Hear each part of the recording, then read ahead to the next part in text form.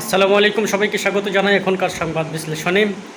ঢাকা বিশ্ববিদ্যালয়ের ভিপি পদে কার মাথায় উঠছে বিজয় মুকুট?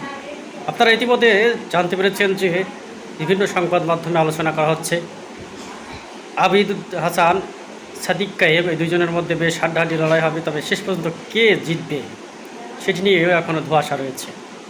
ঢাকা বিশ্ববিদ্যালয়ের জগন্নাথ হলের উপর নাকি নির্ভর করছে আসলে আগামীর ভিপি কে হচ্ছেন। অনেকে বলছেন আবিদুরকে নির্বাচিত করতে পারে, অর্থাৎ ছাত্র দলের পক্ষ থেকে যিনি দাঁড়িয়েছেন। আর অপরদিকে বিভিন্ন সংবাদ বিশ্লেষণ বলছে সাদিক কায়েম, তার জেতার সম্ভাবনাই বেশি প্রবল। এখন এটি যদি হয়ে থাকে তবে বাংলাদেশের ইতিহাসে নতুন করে ঢাকা বিশ্ববিদ্যালয়ে শান্তি সুশৃঙ্খল পরিবেশ, যা যা দরকার, একটা সাংগঠনিক সুন্দর পরিবেশ তৈরি হবে।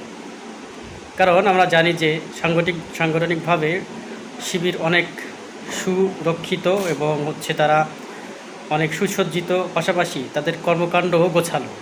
তারা ঢাকা বিশ্ববিদ্যালয়টাকেই সুন্দর করে সাজিয়ে তুলতে পারবে। তো এখন শিক্ষার্থীরাই ভালো বুঝবে যে তাদের জন্য জামাত শিবির দরকার নাকি ছাত্র দল বা বিএনপি দল এইটা দরকার। এখন এ নিয়ে ধোঁয়াশা কাটলেও আবার তৃতীয় আরেকটি পক্ষ আছে যিনি স্বতন্ত্র দাঁড়িয়েছেন, শামীম হোসেন। তো তার বিজয়ের সম্ভাবনাও রয়েছে। তো দেখা যাক শেষ পর্যন্ত আসলে কে জয়লাভ করে।